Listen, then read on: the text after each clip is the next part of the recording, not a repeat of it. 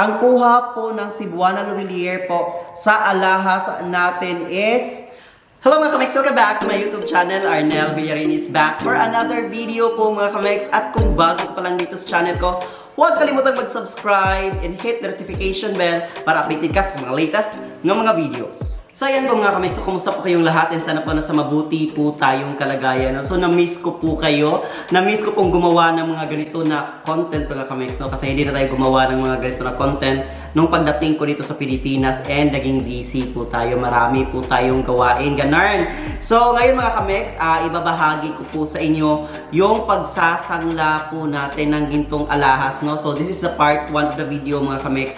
Ito po is gagawin natin sa Cebuana Louvillier. So may hawak-hawak po ako dito na mga resibo po mga kamek. So abangan niyo po yung part 2. Yung part 2 naman po is doon naman tayo sa may Palawan Pawn Shop po. So tingnan po natin. So wag na natin patagalin, mag-uumpisa na agad tayo no, sa mga alahas na ibabahagi po natin. So bago po ang lahat, ang Cebuana Louvillier po mga kamex is meron po silang interest rate na 4%. Para klaro po tayo dyan. Sa ibang pawn shop, iba-iba po yan. May ano po, may 3% I think, may 4 point something, ganon. So iba-iba po siya mga kamex. So since naka-focus tayo sa Cebuana, so dito tayo sa Cebuana. Okay? So mag-uumpisa tayo sa alahas natin na 21 karat. So this is a rope chain po mga kamex. Ito po yung alahas na una po nating binili nung nasa Saudi pa po tayo. Okay? So please watch other videos pala mga kamex. Ilalagay ko po dito yung link sa description box. Kasi doon po natin makikita yung difference po nung mga alahas na sinasangla natin or pinapa-appraise natin para may reference lang po tayo. So tingnan nyo po. Okay? So yung rope chain po natin is 4.7 grams. So that's 21 karat. Sinabi ko na po kanina. Tapos, ang kuha po ng Cebuana Louvillier po sa alahas natin is 15,700 pesos po mga kamex. Yun po yung sangla po. Tapos, ang mangangahulugan siya mga kamex na ang kuha po nila ng per gram natin sa alahas na 21 karat rope chain 4.7 grams is 3,340 pesos po mga kamex ang per gram. Okay? So uulitin ko po mga kamex, hindi po lahat ng pawn shop pare-parehas po ng kuha.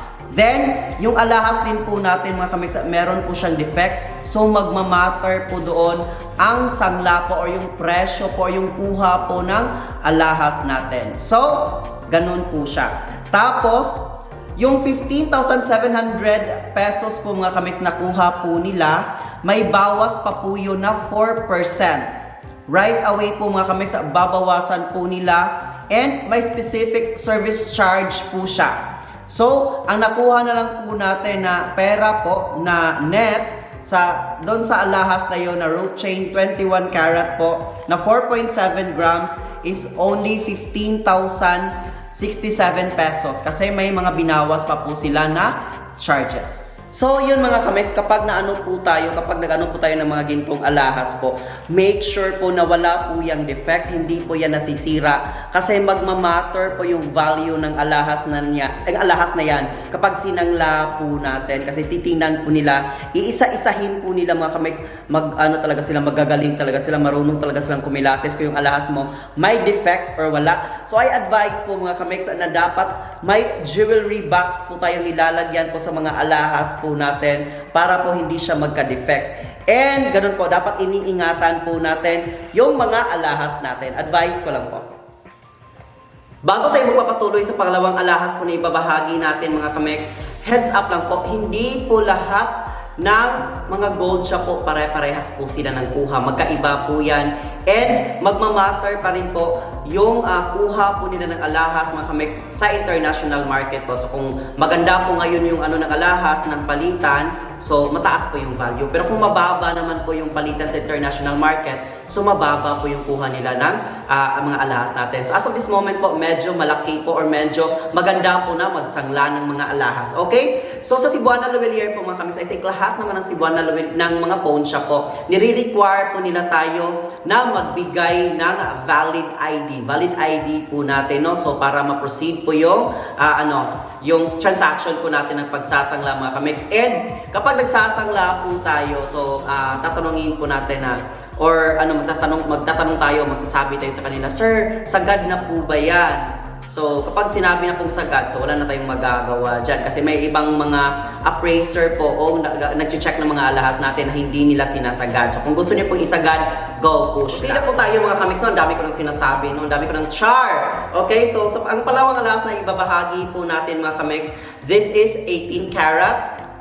Tapos, yung gramo niya po is 4 grams. So, 4 grams po siya na gramo. 18 karat. This is necklace with pendant po mga kamix. So, Figaro chain po yung, yung alahas natin, necklace. Tapos, may Saudi logo po siya na pendant. So, sinabi ko doon sa sa appraiser na yung pendant is 21 karat. Tapos, yung chain is 18 karat. So, sabi niya, "Ay sir, hindi na natin ito masisiparate kasi tinotal na po niya." So, wala na tayong magagawa doon. So, I think let's ask is to 18 karat yung tinotal niya. Okay? So, yan mga kamix. This is 4 grams, sinabi ko na po sa inyo kanina, no? Figaro chain, 18 karat.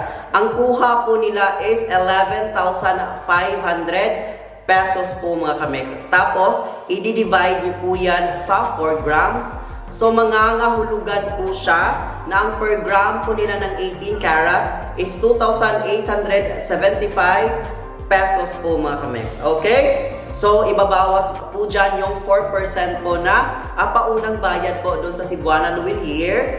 Tapos, may mga may mga charges pa po sila mga kamix na pinapatong dyan. So, ang nakuha na lang po natin, instead of 11,500 is 11,040 pesos na lang. Dito po pala sa mga kamix, sa Cebuana Luwilier, di ba sinabi ko na po kanina na may 4% po sila na percentage. Tapos, 4 terms po siya mga kamix. Bali, 4 months po siya bago yung, bago po siya maririmata yung alahas. So, bali, monthly po siya na may tubo. So, sinangla namin to January 16, 2024. So, by every 15th of the month, doon po yung tubo po namin. So, nakastate po yan dito po sa resibo natin. So, January mo siya sinangla. So, ang expiry date po niya or maririmata yung alahas by May 15 po mga kamix. By May 15 po, kung wala po kaming may bigay kahit isang tubo po mga kamix or hindi po siya namin natubuan, so mag-ano po yung alahas, maririmata po siya. So, sayang po yung sinangla natin na alahas. Pero, kung may iba pa po kayong alahas or ginagamit mo talaga yung pera tapos wala kang pangtubos, wala tayong magagawa dyan. So, yung matatawag natin na investment kasi napakinabangan natin yung alahas. Ganon. Dito na po tayo natatapos and sana po nasiyahan po tayo or may natutunan po tayo sa video na ibinahagi natin ngayong araw mga kamix, ang pagsasangla po ng mga gintong alahas dito po sa Cebuana Luwilier. And please comment down below mga kamix kung may na-missed po tayo na information kasi hindi po tayo perfect. So, nag-aaral pa rin po tayo until now, no? So, of course, pag nasangla po tayo ng alahas, so, magagawa po sila ng checking po ng alahas mga kamix kung legit ba siya or hindi. So, ikakaskas po nila yan sa black stone po mga kamix. Tapos, lalagyan ng nitric acid kung legit pa siya na gold or hindi. So, kung feeling niyo hindi po legit yung gold niyo, wag na po isasangla kasi mapapahiya lang po tayo. Char! Okay? So, bumili lang po tayo ng mga alahas po mga kamix. Doon po sa mga legit po na nagbibenta ng mga alahas. Okay? So, ayan na po. If you like to do something, if you like to feature something mga kamix, just comment down below po.